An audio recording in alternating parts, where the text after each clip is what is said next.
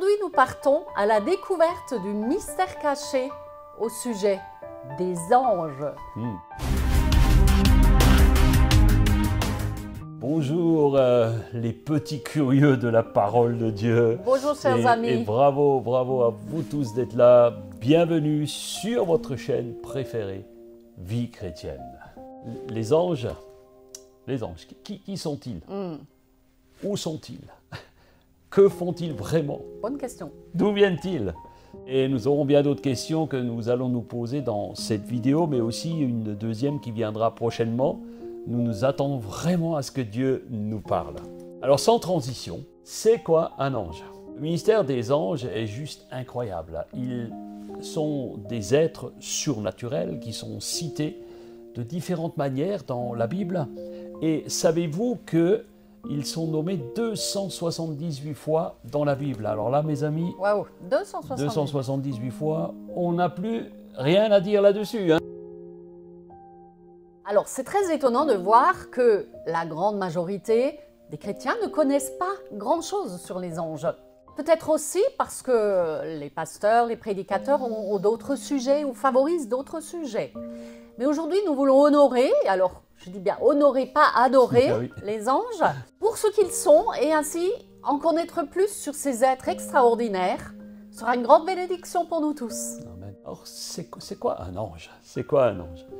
Donc un ange, d'abord, c'est une créature de Dieu surnaturelle que nous voyons apparaître dans de nombreuses traditions, notamment dans toutes les religions du livre, et également dans l'Avesta, qui est une ancienne religion perse, donc aujourd'hui l'Iran, où vraiment il y a un culte aux anges. Donc nous ne voulons pas un culte aux anges, mais eux le faisaient. Alors ils sont voulus et créés de Dieu.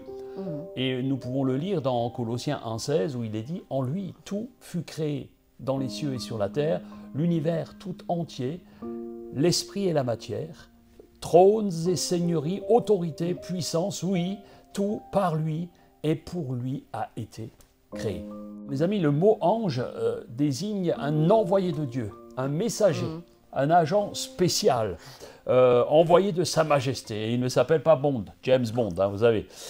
Non. Non. Un ange est un intermédiaire entre Dieu qui est dans le ciel et nous les hommes. L'ange est normalement invisible, mais lorsqu'il se laisse voir, peut-être lors d'un rêve ou d'une vision, il peut avoir une apparence humaine, transfigurée par une lumière surnaturelle. Parfois, il transmet un message divin, mais il agit toujours lui-même selon la volonté et sur l'ordre de Dieu. En clair, ils sont des serviteurs que Dieu utilise. Alors le psaume 103, verset 20 nous dit « Louez donc l'Éternel, vous tous ces anges, vaillants et forts, qui faites ce qu'il dit dès qu'il vous le demande. Oui, louez l'Éternel, vous toutes ces armées célestes, vous qui, à son service, exécutez sa volonté. Oui, louez l'Éternel, toutes ces créatures, partout où il gouverne. » Nous voyons que le mot serviteur, c'est le mot charas. En hébreu, rappelle le fait qu'ils sont soumis à leur maître, Oui. comme des adorateurs. Ils ne se posent pas de questions et ils ne discutent pas. Ils exécutent l'ordre De Dieu. de l'Éternel. C'est leur ministère, Oui, c'est ça. être des serviteurs. Servir est leur ministère. Dieu les a créés supérieurs aux hommes, supérieurs à nous. Et ils sont en fait des modèles de consécration pour nous. Notre service pour Dieu doit être entier. Et nous ne devons pas nous limiter à nos propres désirs, ce que nous aimons faire. Eh oui. Alors les anges sont organisés comme une armée et l'Éternel en est le général en chef. Le mot hébreu pour armée est makané, qui représente un campement des troupes armées. Alors il est question à plusieurs reprises dans la parole de Dieu de l'Éternel, Dieu des armées. Par exemple, dans le psaume 89, verset 9, on peut le lire, ou dans David contre Goliath, dans 1 Samuel 17, 45. Et dans Genèse 32, versets 1 et 2, nous voyons que Jacob va reconnaître des anges de Dieu et il va dire « c'est ici le campement de Dieu ». L'Éternel et ses anges campent autour de ceux qui aiment Dieu. Ils sont là, près de nous. Amen. Près de vous. Alléluia. Alors, avant de continuer, donc si vous voulez aider la chaîne à se développer, alors on vous invite à être des ambassadeurs. On m'a dit que Madame YouTube aime beaucoup les pouces en l'air et les commentaires. Alors écrivez-nous simplement un petit bravo les anges ou merci Seigneur pour les anges. Ça fera plaisir à Madame YouTube et ça va aider beaucoup la chaîne à prendre des galons. Sinon, il y a la solution extra bonus. Abonnez-vous si ce n'est pas encore fait et vous pouvez même activer la petite cloche. Ouais. C'est simple comme un bisou. Ouais. Ou alors peut-être les anges vont le faire à votre place. Non. On ne sait jamais. Allez, on va redevenir sérieux. Sérieux, oui. Les anges sont aussi appelés des sentinelles. Sentinelle, donc c'est un mot qui signifie littéralement quelqu'un qui surveille. C'est pourquoi on les appelle également les anges gardiens. Ouais. Ah ah. Là, je sens des oreilles qui frétillent derrière les écrans. Et c'est là aussi où les choses vont se gâter. Parce que, vous savez, il est extrêmement important de connaître le monde surnaturel, le monde de l'esprit, le monde des anges. Car il y a très vite toutes sortes de doctrines qui sont répandues, de fausses doctrines également. Donc vous savez, le but ici, ce n'est pas notre genre de critiquer tel ou tel courant de pensée, mais de marcher dans la vérité de ce que la parole de Dieu nous dit, pas les traditions ou le syncrétisme ésotérique. Nous voulons être dans la vérité. Alors dans la Bible, nous voyons le roi Nebuchadnezzar qui fait un songe. Et toute sa clique de magiciens est incapable de lui interpréter. Mais il y a un homme, Daniel, lui était capable de lui expliquer. Alors, les anges ont été très importants dans la vie de Daniel.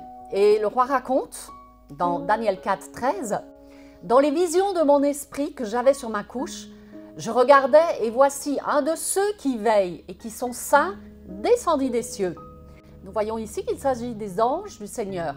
Il voit dans son esprit intérieur, surnaturel, il voit clairement un de ceux qui veillent et qui sont saints, qui descendit des cieux.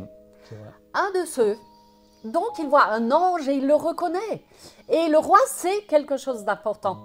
Les anges veillent. Les anges veillent. Les anges veillent, il en voit un, mais ils sont certainement très nombreux. C'est ce que nous devons garder pour nous. Hein. Et il sait qu'ils sont saints. Donc celui qu'il voit ici est saint, envoyé de Dieu pour une mission spéciale. Nous apprenons aussi qu'il descend du ciel. Mais lisons la suite dans Daniel 4, 14. Il cria avec force et parla ainsi. Abattez l'arbre et coupez ses branches. Secouez le feuillage et dispersez les fruits. Que les bêtes fuient de dessous et les oiseaux du milieu de ses branches. Laissons en terre le tronc où se trouvent les racines et liez-le avec des chaînes de fer et d'airain parmi l'herbe des champs. Qu'il soit trempé de la rosée du ciel et qu'il ait, comme les bêtes, l'herbe de la terre pour partage. Verset 16, son cœur d'homme lui sera ôté et un cœur de bête lui sera donné et 7 temps passeront sur lui. Daniel explique le rêve au roi. Oui. Donc là c'est le rêve, le roi raconte son rêve, là Daniel va expliquer ce rêve et il va dire ceci. Cette sentence est un décret, c'est le verset 17, de ceux qui veillent, de ceux qui veillent, donc les anges. Cette résolution est un ordre des saints afin que les vivants sachent que le Très-Haut domine sur le règne des hommes, qu'il le donne à qui il plaît et il y élève le plus vil des hommes. La sentence est de Dieu. Daniel va devoir annoncer quelque chose de pas terrible au roi. Oui, wow. Et donc on vous invite à lire le passage de Daniel 4 où il va expliquer ce rêve. Il va tout perdre. Le roi va résister et son orgueil va l'empêcher en fait d'obéir et de tenir compte de ce rêve. Il voulait à tout prix que ce rêve soit interprété, mais il n'en avait pas l'envie de finalement y obéir. Donc Dieu utilise, vous savez, les anges comme des sentinelles pour nous avertir. C'est une grande responsabilité que Dieu a accordée aux anges. Ceux qui veillent, les sentinelles, ont une grande responsabilité. Et parfois, nous recevons des messages, des envoyés spéciaux de l'Éternel des armées, et nous y restons malheureusement insensibles. Eh bien, ce qui se passe, c'est que Dieu envoie ses anges, ses messagers ailleurs. Il va les envoyer ailleurs. Les anges ne vont pas faire les choses à notre place lorsque Dieu les envoie pour nous dire ce que nous devons faire. Ils ne le feront pas à notre place. Et d'ailleurs, un émissaire d'un président ou d'un roi n'est pas celui qui fait les choses physiquement à la place du roi. Mais si quelqu'un est accablé, écrasé par l'ennemi, prisonnier des griffes de Satan ou de ses anges, les démons, alors il se trouve au milieu d'un combat spirituel dans le ciel. C'est ce qui s'est passé pour Daniel et nous le verrons dans un prochain épisode. Alors l'action et le rôle des anges, c'est ce que nous verrons. Ici, nous avons le point essentiel de la mission des anges, c'est avertir. Dans l'Ancien Testament, on les appelle également les fils de Dieu. Job 1,6, ils viennent se présenter devant l'Éternel et devant Satan. Les anges de Dieu ne sont pas appelés fils de Dieu dans le Nouveau Testament. On les appelle également les saints, comme on l'a vu dans Daniel 4. Les anges marchent dans la sainteté, proches de Dieu. Ceux de Satan sont mauvais et ils sont dressés contre Dieu. En Matthieu 25, 41, Jésus nous dit qu'ils seront jetés dans le feu éternel, préparé pour le diable et ses anges. Nous en venons à la conclusion pour cette première vidéo. Donc Dieu a voulu les anges comme des messagers, comme des agents, des sentinelles, des fils de Dieu, des saints pour sa famille à lui, mais également pour qu'ils nous aident, pour qu'ils nous servent. Nous verrons leurs actions et les merveilles qu'ils accomplissent encore aujourd'hui. Oui, les anges sont de tout temps, de toute éternité. Nous répondrons également, Bible en main, à la grande question, devons-nous prier les anges? Devons-nous les appeler? Avez-vous déjà vu un ange? Oui, nous avons déjà vu un ange. Si c'est votre cas, on vous invite aussi à mettre vos témoignages dans les commentaires juste en dessous. Racontez-nous. Et la prochaine fois, nous vous donnerons le témoignage d'un ange que nous avons vu. Ah oui, en vrai. on l'a rencontré, oui. En terminant, on vous invite à prier. Amen. Merci Seigneur pour les choses que tu as accomplies pour nous. Merci Jésus parce que tu as laissé les anges te servir et par là aussi tu les utilises pour nous servir. Merci Éternel des armées de nous protéger des armes du malin, Alléluia. des anges démoniaques qui descendent sans arrêt, qui cherchent notre perte. Nous te bénissons parce que tu protèges et aides toutes celles et ceux qui ont encore aujourd'hui des doutes et des craintes. Nous vous bénissons dans le nom du Seigneur Jésus et que tous les anges du Seigneur descendent pour porter secours et vous bénir. Alléluia. Amen. Alléluia. Amen. Okay. Alors, chers amis, prenez soin de vous.